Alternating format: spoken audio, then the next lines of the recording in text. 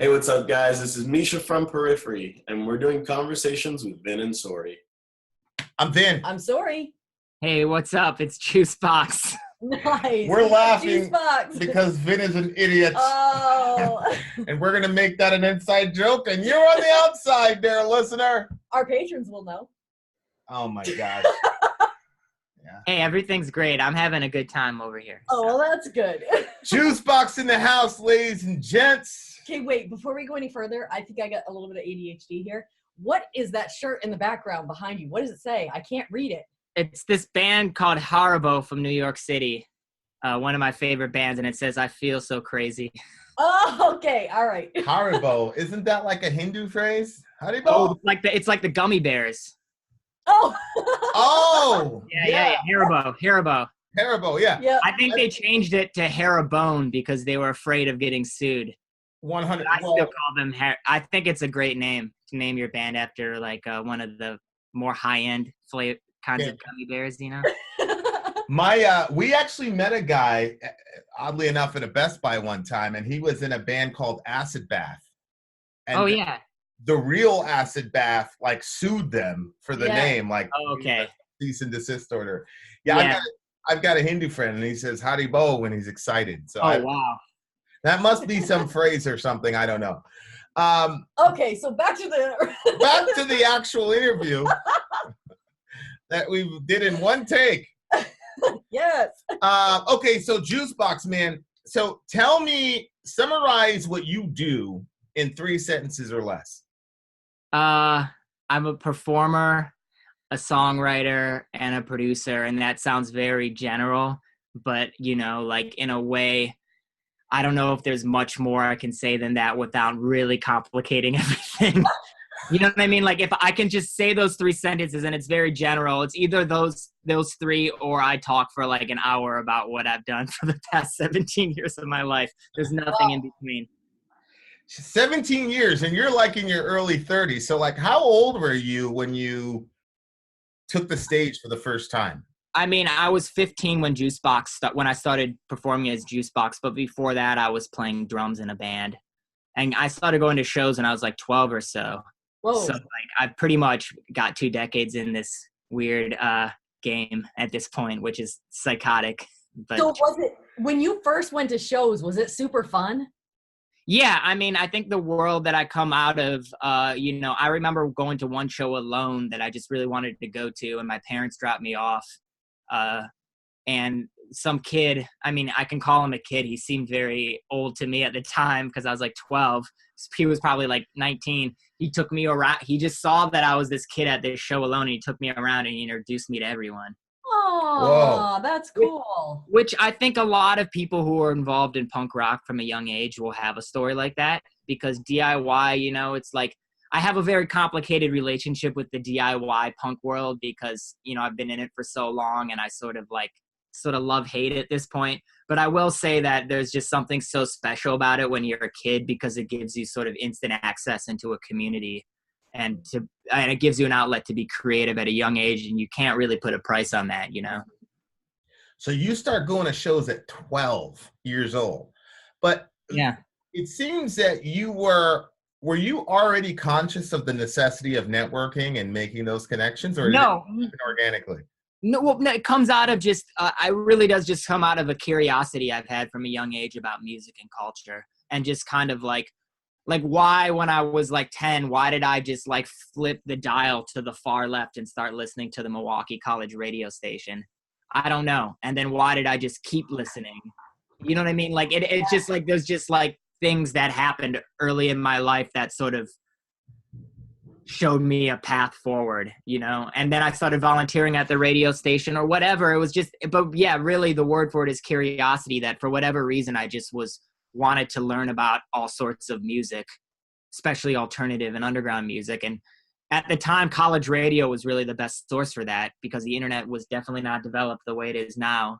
Mm-hmm. And, you found out about shows through listening to college radio. You figured out what the record stores were through listening to college. It's just whatever. This is a story every like aging musician says. And I'm not saying things were not better back then. I wish I had the internet back then, as a curious kid. But regardless, yeah, I just kind of followed paths, and that sort of had like ultimately that's led me to where I am now. Everything in my life kind of starts with listening to college radio and going to shows and going to record stores.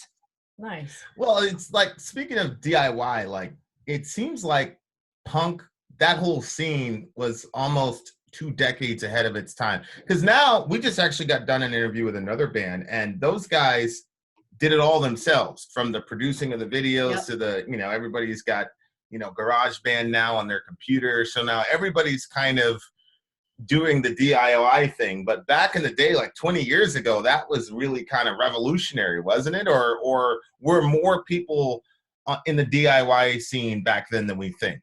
Well, I think that 20 years ago, there were still more people that had a more sort of streamlined, standardized idea of what it meant to be a professional musician.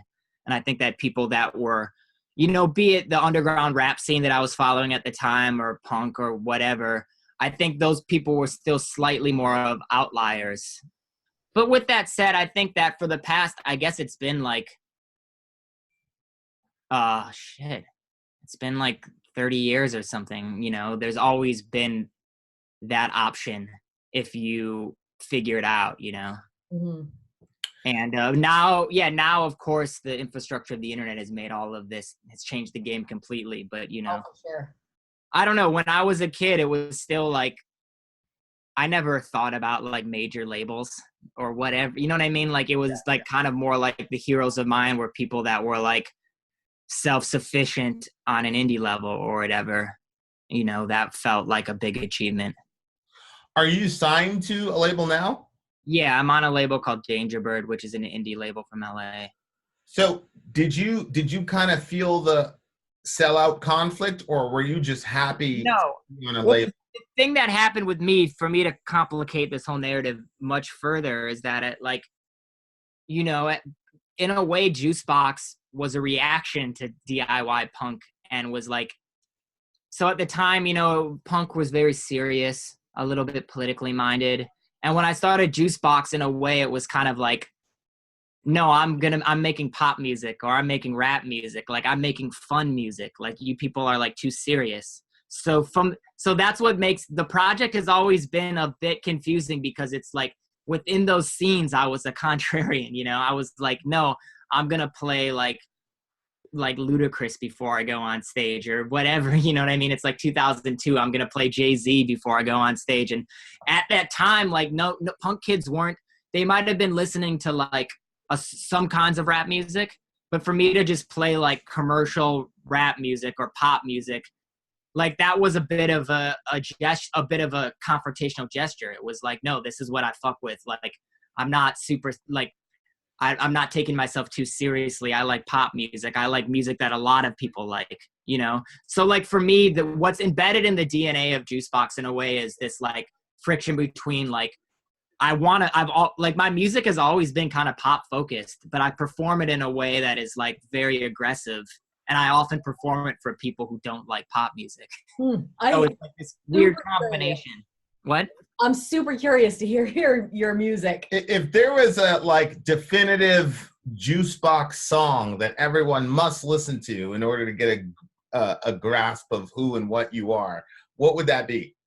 I mean, I don't know if I think that's the thing, is that like in a way the picture for what I do is painted better when you take in like the body of work, because I have straight up punk songs. I play with a band. So I have like a bunch of straight up punk rock songs. I have songs that sound like more on a Beastie Boys, Public Enemy tip. I have a bunch of mixtapes I made that are more just like, straight rap music. And then I have, dance. I made a bunch of dance singles like a long time ago. Really? But the new record, so like the body of work is very eclectic, but the new record and the song, Coinstar song, I'm sort of dialing it into like my sort of skewed brand of like pop rock, which is where I've landed in a sense, and that's sort of where it's going forward, which is like, I'm not even really rapping anymore. There's still a rap influence, but it's kind of I'm just trying to find my own little pocket, because, when I started playing with the band, that felt so good that I started writing music that felt like the live show was feeling, if that makes sense. Mm-hmm. So that's what guides it now is the show. And I think the show's in a pretty good place. And the new record, the next record is, you know, it's like an anthemic, fun pop rock record, which is like, you know, something I've always loved. You know, even when I was going to punk shows, I was listening to Weezer or whatever, you know. So it's, in a way, it's taking it back. A lot of this stuff, I don't know. I feel like I'm sounding convoluted or maybe even a bit pretentious here. But a lot of this stuff is just like kind of me interfacing with my own history or something, because I've done it for so long and maybe nobody cares. But like, I think I'm trying to zone in on a certain kind of pop songwriting that transcends all of this bullshit I'm talking about now, essentially. Well, if you've been in the game for close to 20 years, it's not pretentious to say I'm looking back at my body of work, because you basically grew along with your music. Yeah. Right. And so like, if you just done this last year and you said that, I'd be like, oh, really? Right. You're looking back at a year. Yeah. But almost 20 years, bro. And a lot has changed in, I don't know about you, but I've changed a lot in 20 years. Oh, yeah. Like, I mean, it's like, yeah, no, I mean, it's somewhat psychedelic sometimes to know that I can measure my life in, you know, tours and records. And, you know, it's like, I look back and it's almost like high school yearbook shit or something, you know what I mean? Like, I've just been Juiceboxx for so long.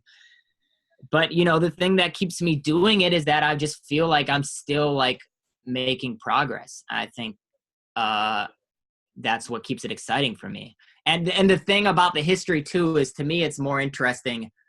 If I were to just start a rock band, that's okay. But like, to me, it's kind of interesting that I'm coming at rock sideways as this kid who, you know, spent a lot of time as a rapper and toured with rap groups. And, you know, like I'm coming at rock music sideways a little bit, you know what I mean? Like it's a little bit skewed, like I said, but it's that's what excites me about it, is that it's because rock music can be really like safe in a way. I feel like the fact that I have this history as a rapper maybe like will give it a little bit of a different energy, or I hope so. I would think so. What are some hip hop groups that you've actually toured with? I toured with this. Do you know Big Frida? Who? Big Frida. No. Actually, yeah, I've actually heard of that. She's know, but I don't. She's from New Orleans. She has a reality show on Fuse. It's like New Orleans bounce music.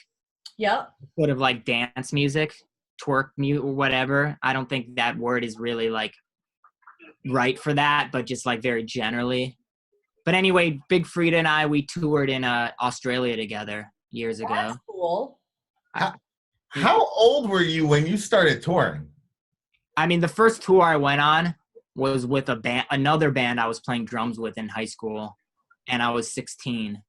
And the first like East Coast, the first time I really got out of the Midwest to tour, I was 18. And then I pretty much spent like 18 through like 28 touring pretty heavy. And then the last 5 years I've sort of like focused it, so I don't do as many dates, but yeah, I mean, I've racked up some miles. So like we were just in the Netherlands like 2 weeks ago, for example. So you're writing records while you're on this almost infinite tour cycle. Yeah, I mean, that's how it's been. And it like I said, it's slowed down a little bit. You know, it's a little bit more focused, because for many years, the tour cycle would be like, yeah, I would do these big support tours with like Public Enemy, but then, you know, get off the Public Enemy tour and go play a basement again with the, you know what I mean, with the noise band for 20 people. So there's always been this weird sort of like scale of what I do. And I think that excited me. You know, when I was in my 20s, I didn't really know what I wanted. I wanted to play shows with noise bands and basements, but I also wanted to be a pop star, you know, but you can't do both, obviously. Right. So it ended up falling in some weird place that was none of those things, but you know. So interesting. But yeah, so the past 5 years has been more kind of focusing it. You know, I have this band. It used to just be me. Like, I've done entire tours on Greyhound buses with an iPod, you know? Whoa. What do you mean? It'd be really wild. What? What do you mean? So you're on Greyhound, then that's how you're getting from. Yeah, that's how I'm getting from show to show, and then the promoter picks me up from the Greyhound station. I'm not kidding. This is not like there's a small documentary about a bus tour I did. This is not. These are all facts. You know? And then you plug in the iPod because you don't have a DJ, and that's how you do it. Yeah, that not anymore, but you know, when I was younger, that was the style. Wow. I mean, I did a full month in Europe once, just alone with an iPod, taking trains. That's wild. Yeah, But but none of this was, exciting. it wasn't big, you know, none of this stuff is like, it's like I said, it's this core network where, you know, I'm showing up and I'm playing an art gallery or a little punk bar or a basement, and there's like, you know, there's like 20 to 50 people or whatever, and that was my life for a long time. You know, occasionally do a support where I open for a bigger act, but you know, I was existing sort of on the margins of a lot of stuff. And then my late 20s, I was like, well, I have to figure this out. I have to figure my fucking life out, you know, moved to New York and kind of just like have been focusing it in. And then, you know, I got to deal with Danger Bird a couple years ago, and that definitely professionalized everything. Nice. It's been good. I still feel like I'm making progress in my own way. So when you talked about coming into it from kind of like a sideways, did you run into any, you might have to be a little bit political here, did you run into any conflict with your record label and record exec saying, what is your sound? What are you doing? How do we market you? No, because I think that they signed me. I think Jenny, who runs Danger Bird, saw me perform by chance.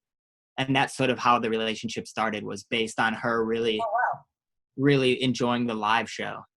And I think the thing about the live show is that when I'm playing live, all of these things are kind of coexisting together. So there's like a fast punk song, and then there's like a more anthemic kind of power pop thing. And then I might rap for a little bit, you know? But the thing that ties it together is that the band is really tight, but also I'm jumping around and I have this kind of energy. So like, I think that like meeting Jenny and hanging out with Jenny, like, I think she understood that it's like, it's sort of my, what ties it together is that it's all kind of coming from my head.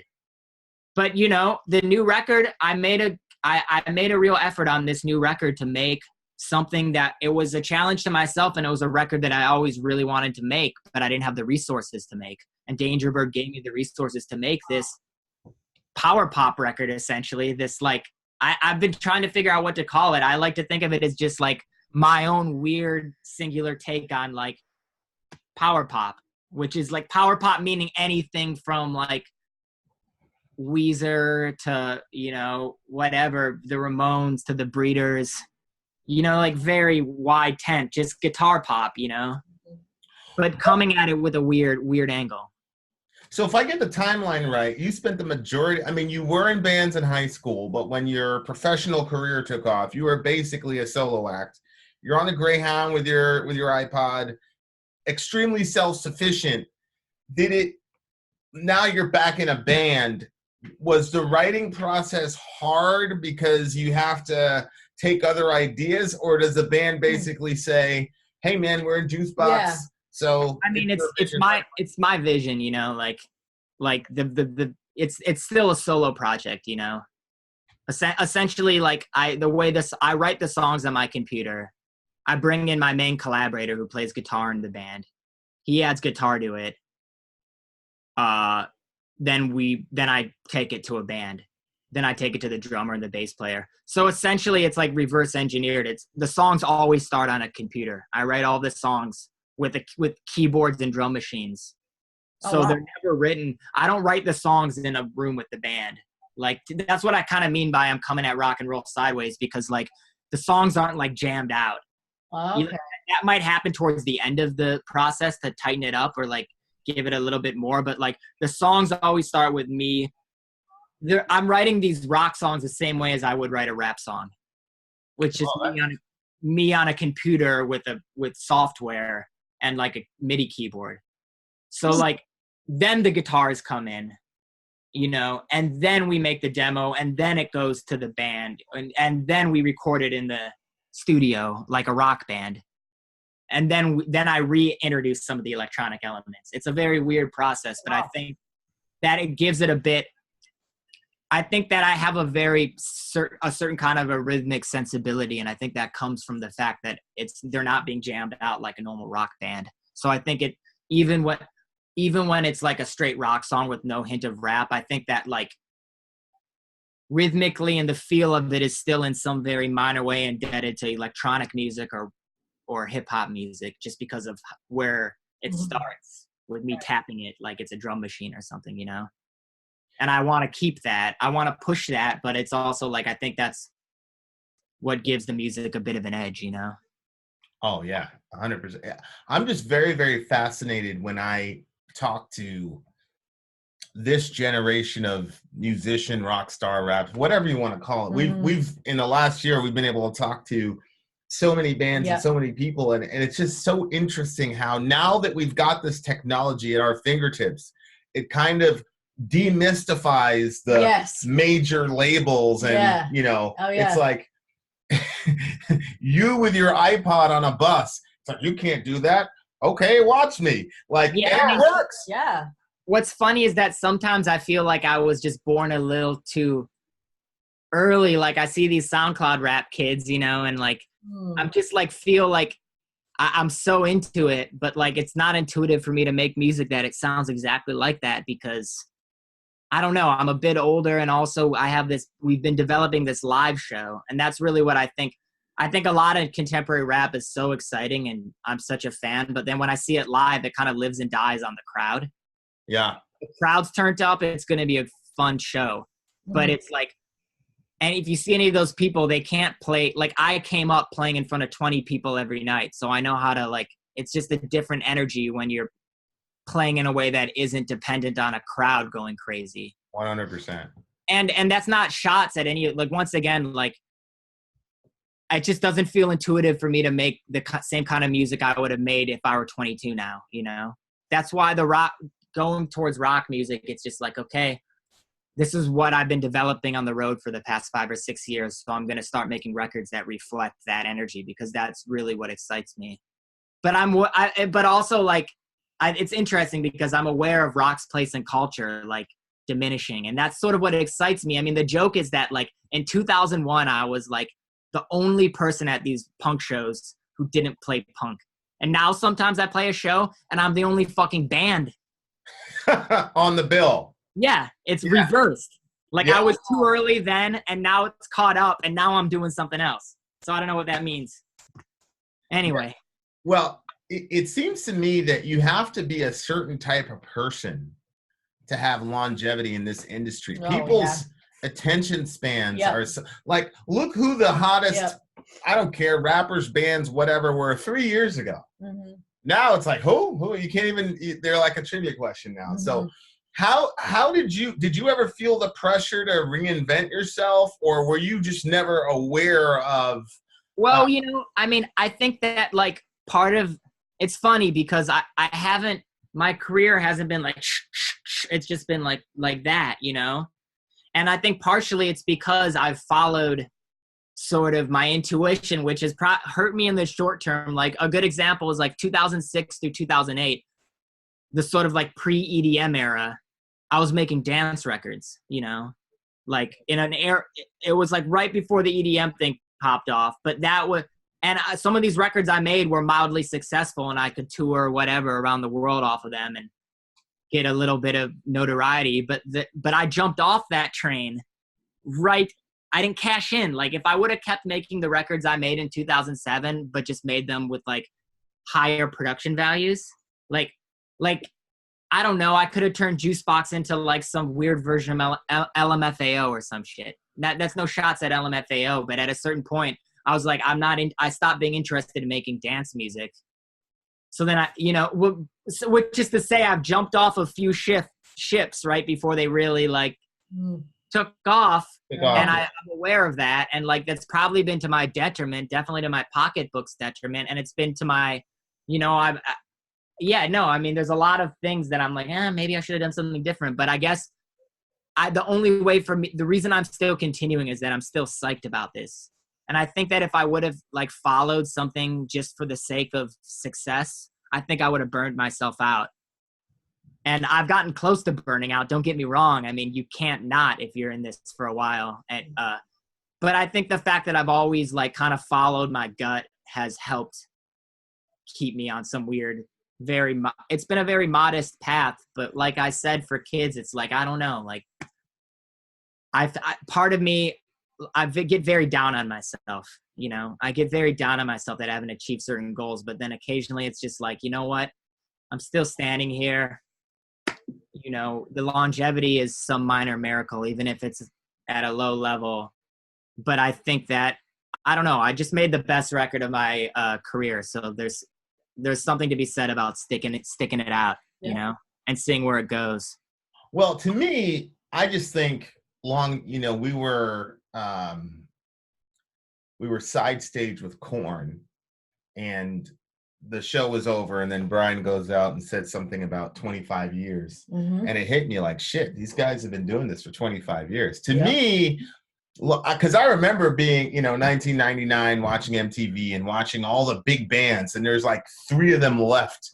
You know what I mean? And to me, and of course it's easy to say when, it's not your pocketbook that's on the line. But to me, longevity is always going to be more impressive than how many records you can sell or how much money that you can pocket. Obviously easy for me to say, but I just think to be able to say, I've been doing this for 17 years or however long it's been, and to still have a record, and now to genuinely feel like this record is the best record I've done in my life. I think, do you get that same, like when you talk about being hard on yourself, does the understanding that you're doing something that, probably 1% of the musicians that you started with are still here almost 20 years later, does that factor into your mind at all?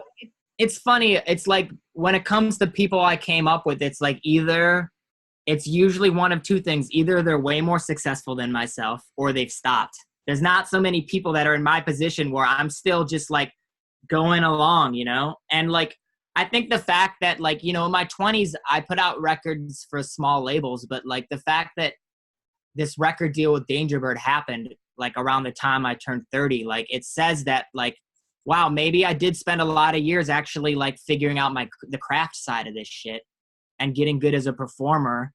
And like, maybe that is in some ways a justification for me continuing, like, I think it's been a slow build for me, but ultimately like, some people right out of the gate, they have it, they blow up, then they burn out. And that's the classic rock and roll narrative. But my narrative is different.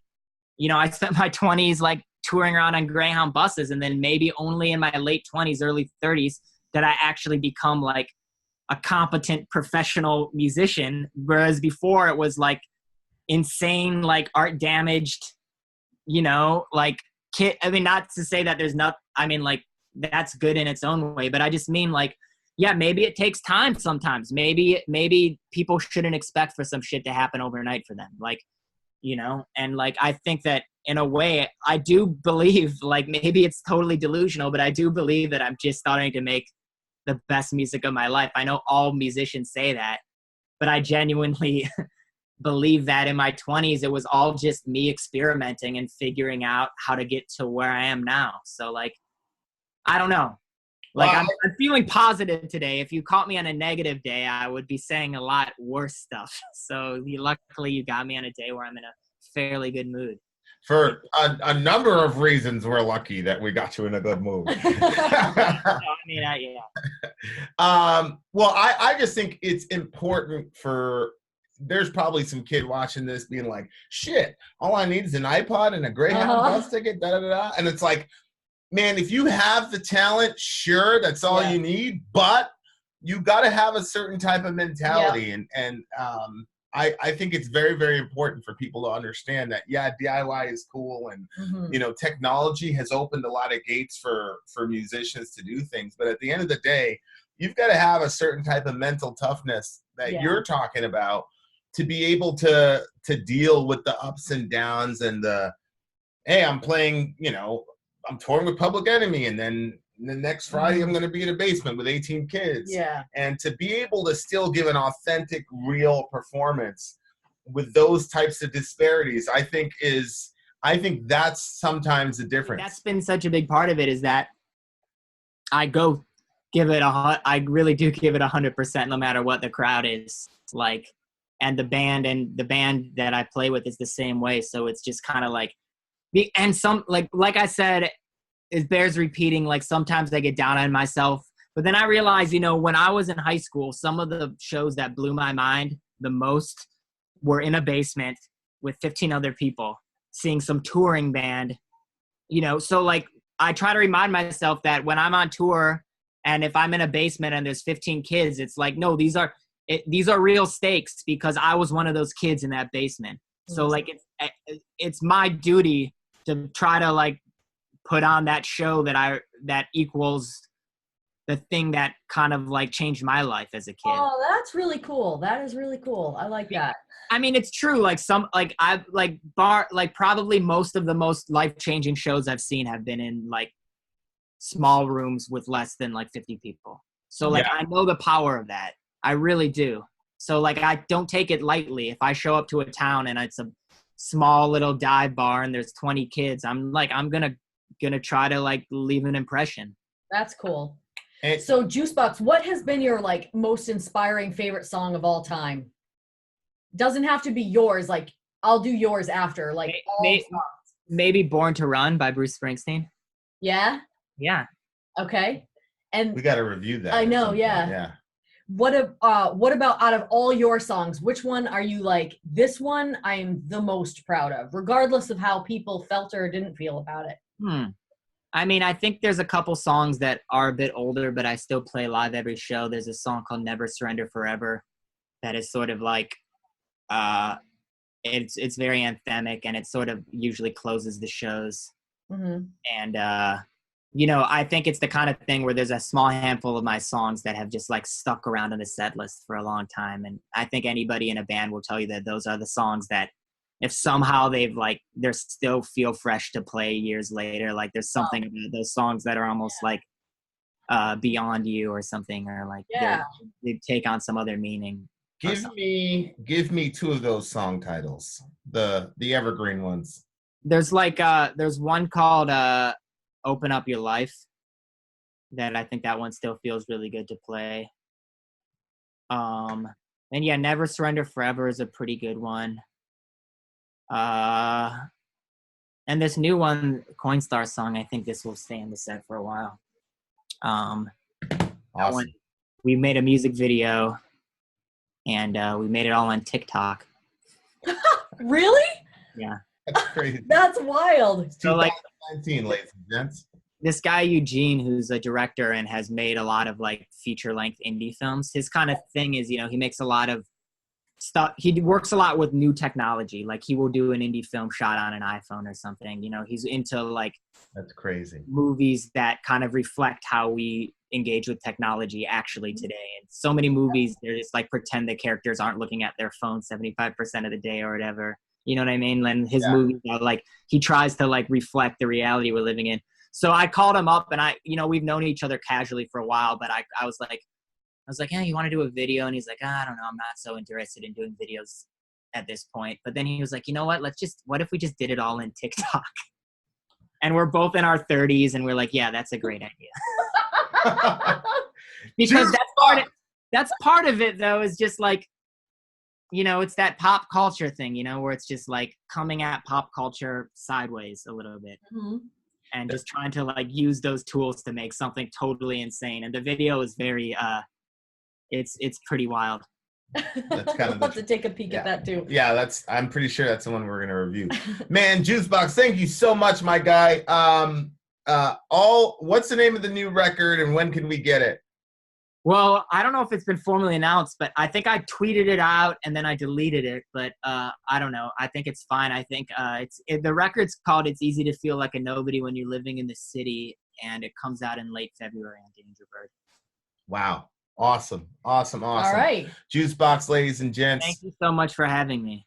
Thank you so much for being generous with your time, sir. And our blunders. And patient. I drank a mate before this, so yeah. Oh, you did? Oh, so that helped. Definitely. Mate. I've never had a mate. Yeah, I guess we're going to have to drink a lot of those. Much love to the Juiceboxx. Vin out. Sori out. Gone.